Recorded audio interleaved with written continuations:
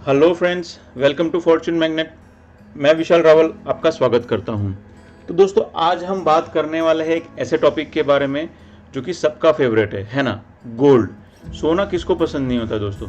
तो सोना जो है ना, उसकी प्राइस पिछले कई महीनों से लगातार बढ़ रही है। आप देखेंगे मार्च से सोने की प्राइस लगभग 37,000 से बढ़ करके 55,000 के आसपास आ गई है एज ऑन अगस्त। तो आज हम दोस्तों बात करने वाले 3 टॉपिक के बारे में कि टॉप 10 क्या रीजन है जिसकी वजह से गोल्ड की प्राइस बढ़ रही है, ऐसे कौन से रीजन है उसकी वजह से गोल्ड और आगे बढ़ सकता है, और सोवरिन गोल्ड बॉन्ड क्या है। अगर आप जानना चाहते हो कि हमें गोल्ड के अंदर निवेश करना है तो ऐसे कौन से तरीके हैं जिससे हमने गोल्ड के अंदर निवेश करना चाहिए दोस्तों। तो आइए चलते बात करते हैं इन टॉपिक के ऊपर।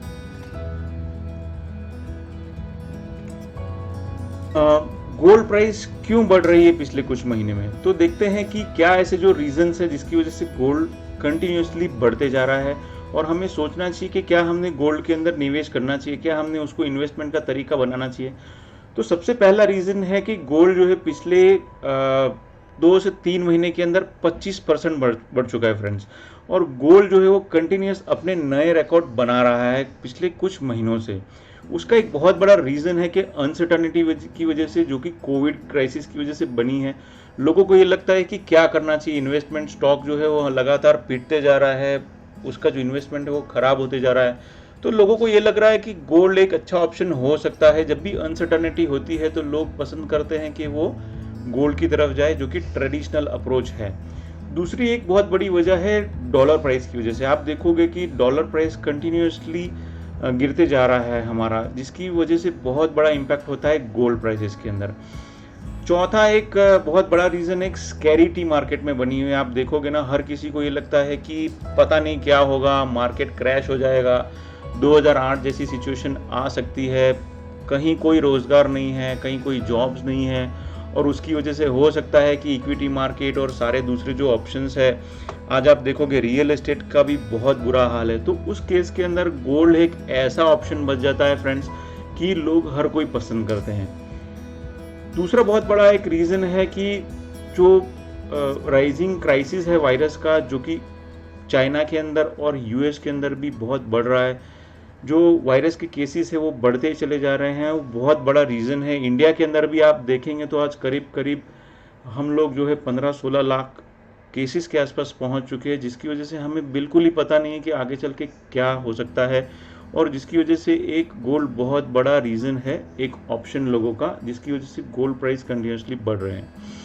गोल्ड एक ट्रेडिशनल अप्रोच भी है, लोग उसको सेफ हेवन मानते हैं, जिसकी वजह से गोल्ड के अंदर लोग अपना निवेश करना पसंद करते हैं। और आप देखोगे कि गोल्ड जो है पिछले 20 सालों में उसका कुछ खास रिटर्न नहीं आया। आप देखोगे 1.6% ईयर ऑन ईयर गोल्ड का रिटर्न आया है। तो गोल्ड बहुत अच्छा ऑप्शन नहीं माना जाता है इन टर्म्स ऑफ इक्विटी, क्योंकि अगर आप लंबे लॉन्ग रन में आप देखोगे तो वो इतना अच्छा ऑप्शन नहीं है। बट जब भी ऐसा कुछ क्राइसिस आता है, या जब भी इस तरह से कोई अनसर्टनिटी मार्केट में आती है, तो लोगों का सारा फोकस गोल्ड की तरफ जाता है, क्योंकि उसके अंदर बहुत अच्छी लिक्विडिटी है, उसके अंदर जो है कोई लायबिलिटी नहीं होता है, कोई रिस्क नहीं होता है दोस्तों। तो ये कुछ रीजंस थे जिसकी वजह से गोल्ड का प्राइस कंटिन्यूसली बढ़ ही रहा है। आइए देखते हैं ऐसे कौन से रीजन है जिसकी वजह से गोल्ड और बढ़ सकता है। तो दोस्तों, यहाँ पे हम कोई भविष्यवाणी तो कर नहीं रहे। हम जो बात करेंगे फैक्ट्स के ऊपर बात करेंगे। हम जो भी बात करेंगे जो रियल जो सिचुएशंस है और जो जो फैक्ट्स है उसी के ऊपर बात करेंगे, और देखेंगे कि क्या ऐसे रीज़न है जिसकी वजह से हो सकता है, ठीक है, ये अगेन मेरा पर्सनल मानना है कि गोल्ड और ज़्यादा बढ़ सकता है। तो बहुत सारे एनालिसिस हुआ है इसके ऊपर, और बहुत सारे जो जो एनालिटिकल होते हैं मार्केट के अंदर, उन्होंने कहा है कि आने वाले कुछ 18 से 24 महीने के अंदर गोल्ड का प्राइस 65,000 पर 10 ग्राम हो सकता है। चांसेस ये भी है कि कोविड के केसेस जब तक कंट्रोल में नहीं आएंगे, अगर कोई वैक्सीन नहीं बनेगी, तब तक ये गोल्ड की प्राइस बढ़ते ही रहेंगे। देखो क्या होता है ना दोस्तों, कि जब तक अगर मार्केट के अंदर कोई वैक्सीन आ गई, तो आप में 10 लाख है या 5 लाख है, जो भी पैसा है, ठीक है, तो आज की कोई भी इंसान ये सोचेगा कि वो अपना पैसा ऐसी जगह पे लगाए जहाँ पे उसको रिस्क ना हो। देखो यहाँ पे आज आपके पास में पैसे बढ़ नहीं रहे, कोई बात नहीं, लेकिन आपको लॉस तो नहीं हो रहा है। तो लोग ये सोचते हैं कि आज अगर मेरा इक्विटी में मैं डालता हूँ पैसा, हो सकता है आज मार्केट 37,000 के ऊपर है, कल गिर करके वो 35,000 हो सकता है, या फिर और 30,000 पॉइंट्स के ऊपर आ सकता है। उस केस के अंदर लॉस हो सकता है, राइट। सो इसीलिए लोग ये प्रीफर करते हैं कि गोल्ड में अगर पैसा बना रहेगा तो एटलीस्ट लॉस नहीं होगा, और एक सिक्योरिटी उनको लगती है। और गोल्ड जो है वो हिस्टोरिकली आप देखोगे तो बहुत अच्छा माना जाता है गुड ओकेजन के अंदर और बैड ओकेजन के अंदर। अगर आपका शादी ब्याह है या फिर ऐसा कुछ है या कुछ बैड टाइम अगर आपका है, तो आप उसको तुरंत ही बेच करके उसका पैसा बना सकते हो दोस्तों। और सेंसेक्स की अगर कंपैरिजन करना चाहूँ यहाँ पे, तो सेंसेक्स जो है वो पिछले सेंसेक्स ने 0.41% का लॉस किया है। उसके अगेंस्ट आप देखोगे पिछले एक साल के अंदर आप बोल सकते हो तो गोल्ड ने इंक्रीज किया है 40% का राइज, यानी कि 37,000 था कुछ महीनों पहले और आज 56 के आसपास हो चुका है। और इंडियन हाउस होल्ड का अगर आप देखोगे तो गोल्ड का जो उनके पास में जो रिजर्व है, तो इंडियन हाउस होल्ड जो आपकी जो हमारी मदर्स है, सिस्टर्स हैं के पास में आप देखेंगे 25,000 टन्स ऑफ गोल्ड है एज ऑन टुडे। और बहुत बड़े जो टेम्पल्स है आप देखोगे उनके पास में भी sizeable amount of the gold reserves हैं। और रिजर्व बैंक ऑफ इंडिया ने एक साल के अंदर 40.45 टन्स ऑफ गोल्ड लिया है पिछले साल में, 2019-20 की बात कर रहा हूँ मैं। और around 120 tons of gold being smuggled every year. आप देखोगे कि बहुत सारा स्मगल होता है।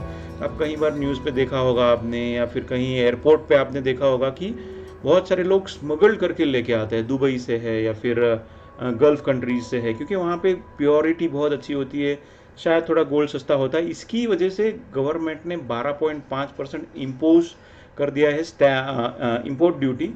तो उसकी वजह से ये एक बहुत बड़ा इम्पैक्ट हुआ है हमारे पर। इजी सेलिंग है क्राइसिस सिचुएशन के अंदर। हो सकता है कोई प्रॉब्लम आ जाए, हो सकता है कोई परेशानी आ जाए और आपको तुरंत पैसा चाहिए, हॉस्पिटलाइजेशन है या फिर कुछ भी ऐसी इमरजेंसी सिचुएशन है, आपने गोल्ड दिया, आपको हाथों हाथ पैसा मिलता है दोस्तों। तो ये एक रीज़न है कि इसकी वजह से डिमांड इंक्रीज हो रही है और एक ग्लोबली भी रिकग्नाइज है। आप यहाँ से उठा करके गोल्ड लेके जाइए किसी भी कंट्री के अंदर, आपका पैसा आपको हाथ में मिलेगा। आप हो सकता है आप 2000 की पूरी गड्डी लेके जाइए यहाँ पे इंडियन करेंसी में और यूएस में लेके जाइए, आपको सेम पैसा नहीं मिलेगा दोस्तों। लेकिन यही चीज़ अगर आप गोल्ड लेके जाइए वहाँ पे यूएस में, यूके में, किधर भी, तो आपको हाथों हाथ ये चीज़ मिल जाएगी। तो ये कुछ रीजंस थे कि जिसकी वजह से हो सकता है कि प्राइस आगे बढ़े, लेकिन वी नेवर नो कि क्या हो सकता है। ये एक महज थॉट है, एक एनालिसिस है। तो maybe it may go up, maybe it may not go up.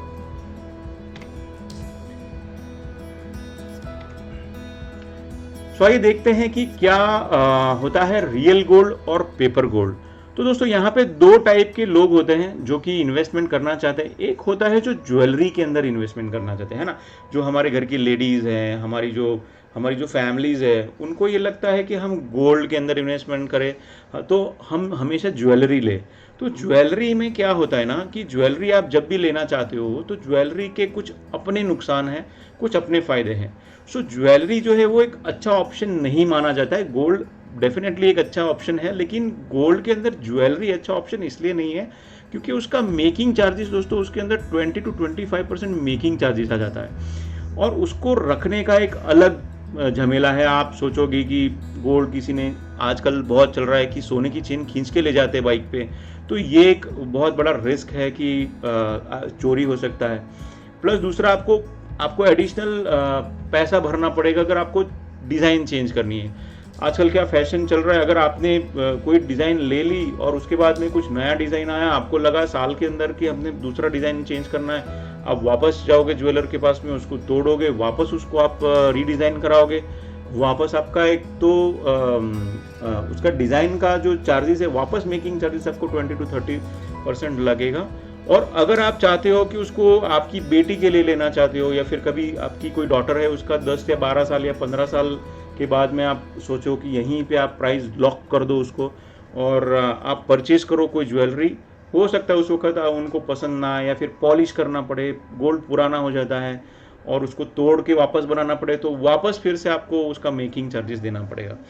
यहाँ पे जब ज्वेलरी की बात करते हैं दोस्तों, यहाँ पे टैक्स भी एप्लीकेबल होता है, उसके ऊपर जीएसटी भी लगता है और आपको सेम पैसा कभी नहीं मिलेगा। अगर मान लीजिए आपने 1 लाख रुपए की ज्वेलरी ले लिया आज, और 10 साल के बाद में मान लीजिए गोल्ड आज की जितनी ही प्राइस है, 55,000 ही प्राइस है 10 ग्राम की, तो आप जब उसको वापस बेचोगे तो आपको कभी 1 लाख नहीं मिलेगा, आपको मिलेगा 80,000 या फिर 75,000 के आसपास आपको मिलेगा, क्योंकि उसका मेकिंग चार्जेस कट जाता है, उसकी इम्प्योरिटीज उसके अंदर हो सकता है हो।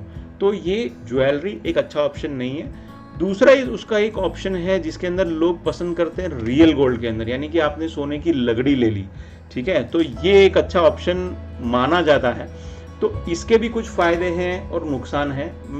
बात करते हैं इसके क्या क्या फायदे हैं और क्या नुकसान है। तो इसके अंदर स्टोरेज का एक बड़ा प्रॉब्लम होता है कि हमें उसके लिए लॉकर लेना पड़ता है या फिर हमें बैंक के अंदर रखते हैं तो उसके सालाना हर चार्जेस देने पड़ते हैं। It is a risk of being stolen, हो सकता है चोरी हो जाए या फिर हो सकता है कहीं आपने रख दिया, आप भूल गए, ठीक है, अभी आपको याद ही नहीं आ रहा है कि आपने कहाँ रखा था। होता है, बहुत सी बार होता है कि अगर कोई एजेड है, ठीक है, रख दिया है, पता ही नहीं कहाँ रख दिया है या फिर चोरी हो जाता है। इस केस के अंदर भी जीएसटी आपको लगेगा, आपको टैक्स एप्लीकेबल होगा दोस्तों। It is not easy to buy in a small quantity. जैसे आपको 1 ग्राम लेना है, ठीक है, आपको 1 ग्राम लेना है या आधा ग्राम लेना है, आप बोलो कि नहीं मुझे सिर्फ 1,000 रुपये का गोल्ड लेना है, तो दोस्तों बहुत मुश्किल हो जाता है इस केस के अंदर। पहले ऐसा भी होता था कि बहुत सारे लोग ज्वेलर्स के पास जाते थे और हर महीना 5-5 हज़ार रुपये देते थे, और जब भी उनके पास में लमसम अमाउंट हो जाता था तो वो कुछ ज्वेलरी या कुछ गोल्ड परचेज कर लेते थे। सो इस केस के अंदर आप देखोगे तो SIP करना बहुत ही मुश्किल है और एक कॉम्प्लिकेटेड हो जाता है। आप मंथली इसके अंदर SIP करना चाहोगे तो आपको मैन्युअली करना पड़ेगा और बहुत डिफ़िकल्टीज आती है। हम एक जैसा पैटर्न फॉलो नहीं कर पाते हर मंथली, और उतनी हमारी डिसिप्लिन नहीं आता है हमारा, ठीक है ना। तो इसके अगेंस्ट जो है दूसरा एक ऑप्शन है पेपर गोल्ड का, investment in a paper gold with sovereign bond gold bond scheme. So sovereign gold bond क्या है? सोवरिन गोल्ड बॉन्ड जो है वो गवर्नमेंट की तरफ से एक पेपर गोल्ड है, ठीक है, जिसके अंदर आपको इसका कोई स्टोरेज का रिस्क नहीं है। अब ये जो है ना एक पेपर की शक्ल में होता है, आप उसको लो और आपको फिजिकल गोल्ड में नहीं मिलेगा, लेकिन आपका जो गोल्ड का प्राइस है वही बराबर आपको मिल जाएगा और एक सर्टिफिकेट आपको मिल जाएगा इसका। तो आप इसको एज एन गोल्ड ही समझिए, ये बिल्कुल ही गोल्ड है, इसमें बिल्कुल कोई दो राय नहीं है, कोई दो शक नहीं है। और ये जो है इसको आप जब जैसे भी खरीदोगे उसको आप इसके अगेंस्ट लोन भी आपको मिल जाएगी। इसके अंदर कोई रिस्क नहीं है, कोई इम्प्योरिटीज़ का कोई झमेला नहीं है। आप अगर ज्वेलरी लेते हो और ज्वेलरी में हो सकता है कि इम्प्योरिटीज़ आ जाए, इसके अंदर कोई इम्प्योरिटी नहीं है। आप कौन सा भी गोल्ड देखो, आप देखो कि उसके अंदर 999 लिखा है, ठीक है, तो हो सकता है कि उसके अंदर थोड़ा सा चांसेस, आप कितना भी करो गोल्ड के अंदर थोड़ी इम्प्योरिटीज ज़रूर होती है, लेकिन पेपर गोल्ड के अंदर, सोवरिन गोल्ड बॉन्ड के अंदर आपका निवेश 24% कैरेट के अंदर होता है। दोस्तों इसके अंदर सेफ्टी का कोई रिस्क नहीं है, आपको चोरी होने का कोई प्रॉब्लम नहीं है, क्योंकि ये जो है वो आपके बैंक के साथ एसोसिएटेड होता है। आप इसको लेना चाहो तो आप डीमैट से ले सकते हो। अगर आपके पास में कोई भी डीमैट अकाउंट है उसके अंदर सोवरिन गोल्ड बॉन्ड का ऑप्शन होगा, उसके ऊपर आप क्लिक करके आपका जो सोवरिन गोल्ड बॉन्ड ले सकते हो। आप छोटी से छोटी क्वांटिटी में भी ले सकते हो, अगर आपको 1 ग्राम चाहिए आप 1 ग्राम का भी ले सकते हो। Safe design and making charges आपका जो है कोई इसमें यहाँ पे मेकिंग चार्जेस नहीं जा रहा है, इसके ऊपर कोई GST नहीं है, कोई टैक्स नहीं है दोस्तों। और इसके ऊपर एक और फीचर है कि आपको 2.5% इंटरेस्ट मिलेगा हर साल, लेकिन ये जो इसके ऊपर कोई टैक्स नहीं है जैसे मैंने बताया, लेकिन ये जो इसका इंटरेस्ट है वो ज़रूर टैक्सेबल है, ठीक है ना। तो इसके ऊपर कोई कैपिटल गेन नहीं है अगर आप इसको 5 साल के बाद में बेचते हो। तो कैपिटल गेन का क्या मतलब है कि जो आपने, एक होता है शॉर्ट टर्म कैपिटल गेन, एक होता है लॉन्ग टर्म कैपिटल गेन। तो 5 साल के बाद में आपने जो प्रॉफिट कमाया उसके ऊपर जो आपको गेन हो गया, ठीक है ना, तो वो आपका टैक्सेबल इनकम के अंदर आ जाएगा। और इसका बहुत अच्छा रिटर्न है, अगर आप देखोगे तो रिटर्न के बारे में बहुत अच्छा ऑप्शंस के तहत ये माना जाता है, और बहुत अच्छा गोल्ड का इन्वेस्टमेंट ही अगर सोवरिन गोल्ड बॉन्ड, अगर आप गोल्ड के अंदर ही जाना चाहते हो। तो ये थी दोस्तों कुछ comparison actual gold versus paper gold. और आई होप आपको ये वीडियो अच्छा लगा होगा। अगर अच्छा लगा होगा सो आप आपका कमेंट कीजिए कि क्या हो सकता है, आपको लगता है कि गोल्ड का प्राइस और बढ़ सकता है या फिर नहीं बढ़ सकता है। आप हमें कमेंट करके आपके व्यूज़ बताएं। और दोस्तों अगर ये वीडियो अच्छा लगे और यहाँ तक आ ही गए तो दोस्तों लाइक ज़रूर कीजिए। अगर आपको ये कंटेंट पसंद आया है तो सोचो तो कौन से आपके वो फ्रेंड हैं जिनको ये वीडियो पसंद आ सकता है, उनके साथ में आप व्हाट्सएप पे शेयर करो। अगर आपको वीडियो अच्छा लगा है तो लाइक करके एनकरेज करिए। सब्सक्राइब नहीं किया है तो गोल बटन को दबा करके सब्सक्राइब कर लीजिए और बेल आइकन को दबा दीजिए ताकि आने वाली नोटिफिकेशन मिलती रहे। Thank you so much for watching this video और हमारे साथ जुड़े रहने के लिए बहुत बहुत धन्यवाद।